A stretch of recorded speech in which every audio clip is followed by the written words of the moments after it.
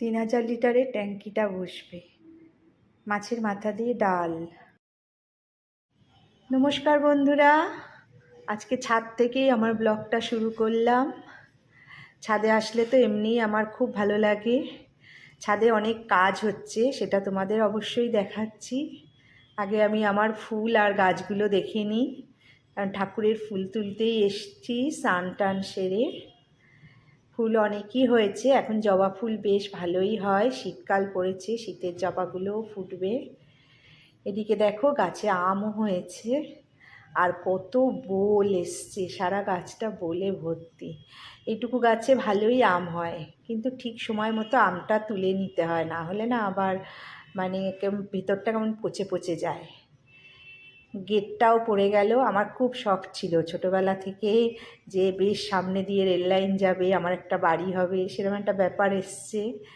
প্রচুর গোলাপ হয়েছে, কুড়ি তো অনেক। আর শীতকালে গোলাপগুলো যেন ভীষণ বড় বড় হয়, আর এই গোলাপটার না একটু মানে গন্ধও খুব মিষ্টি, সুন্দর দেখতেও। ছাদে এসছি, ছাদে আসলে মিস্ত্রি কাজ করছে। এখানে কি কাজ হচ্ছে আমাদের এখন সবে আর কি শুরু হলো, পুরোটা তৈরি হয়ে গেলে অবশ্যই তোমাদের দেখাবো। এই যে আমাদের চিলেকোঠার ছাদ, তার উপরে আরও একটা পিলার দিয়ে পুরো ছাদ তৈরি হচ্ছে, আর এর উপরে বসবে জলের ট্যাঙ্ক।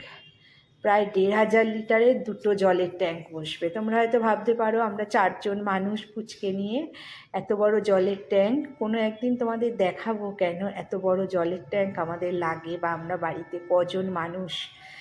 যদি সেরকমভাবে আমি কোনোদিনও তোমাদের সকলকার সাপোর্ট পাই, সেদিন আমি তোমাদের একটা খুব সুন্দর ভিডিও তোমাদের কাছে নিয়ে আসব। এই জলের ট্যাঙ্কগুলোই বসবে।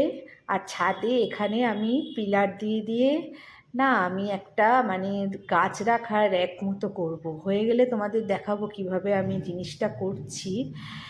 এখানে প্রচুর না গাছ আমার জল ছাদ করা, নেট সিমেন্ট করা, তাও এইভাবে গাছগুলো থাকে তো, তাতে তলায় অনেক সময় শ্যাওলা পড়ে, তাই জন্য গাছগুলোকে তুলে দেবো।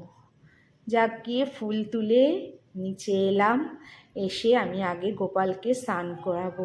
আমি বুধবার করেই গোপালকে স্নানটা করাই বেশি। কেশর চন্দন মাখিয়ে গোপালকে স্নান করিয়ে বসিয়ে দিলাম। রান্নাঘরে এবার এসে গেছি, রান্না তো করতেই হবে। আজকে দেখলাম মাছের মাথা নিয়ে এসছে একটা, ভাবলাম মাছের মাথা দিয়ে একটু ডাল করি। ডালটা একটু ভেজে সেদ্ধ করতে বসিয়ে দিয়েছি, আর ডালের এইগুলোকে তো ফেলে দিতে হয়, না হলে ডালটার ময়লাটা ভালো হয় না, অনেক ধুয়ে নিলেও এই ডালের ময়লাগুলো ওঠে। আর মাছের মাথা দিয়ে ডালের সঙ্গে বেগুন ভাজা, কিন্তু গোল গোল চাকা চাকা বেগুন ভাজা বেশ ভালোই লাগে। আমি কিছুটা বেগুন ভাজা করে নেব, আর এদিকে মাছের মাথাটা ওই তেলেই ভেজে নেব। ডালটাও সেদ্ধ হয়ে এসছে, এবার পেঁয়াজ, রসুন, আদা, কাঁচা লঙ্কা আর জিরে ফোড়ন, তেজপাতা, গরম মশলা, গোটা গরম মশলা এসব দিয়ে ভালো করে ভেজে নুন, হলুদ, লঙ্কা গুঁড়ো দিয়ে ডালটাকে সাঁতলে নেব। ডালটা কিন্তু দারুণ সুন্দর দেখতেই হয়েছে, দেখো মনে হয় খেতে ভালোই হবে, এখনও তো টেস্ট করিনি।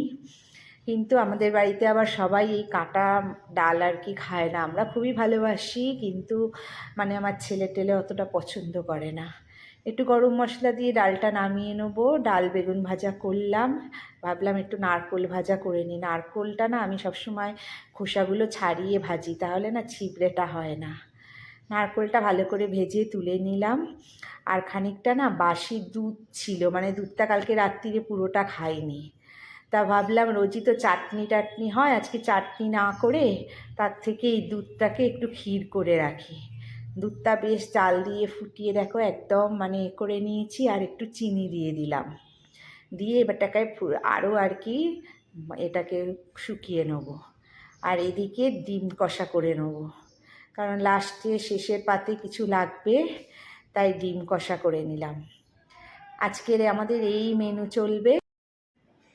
অনেক কাজ করে ফেলেছি, এবার একটুখানি বসবো, রেস্ট নেবো, তারপরে আবার দুপুরের খাওয়া দাওয়া। তোমাদের সারাদিনটা কেমন করে কাটে অবশ্যই জানিও, ভালো লাগলে অবশ্যই একটা লাইক করে কমেন্টে জানিও।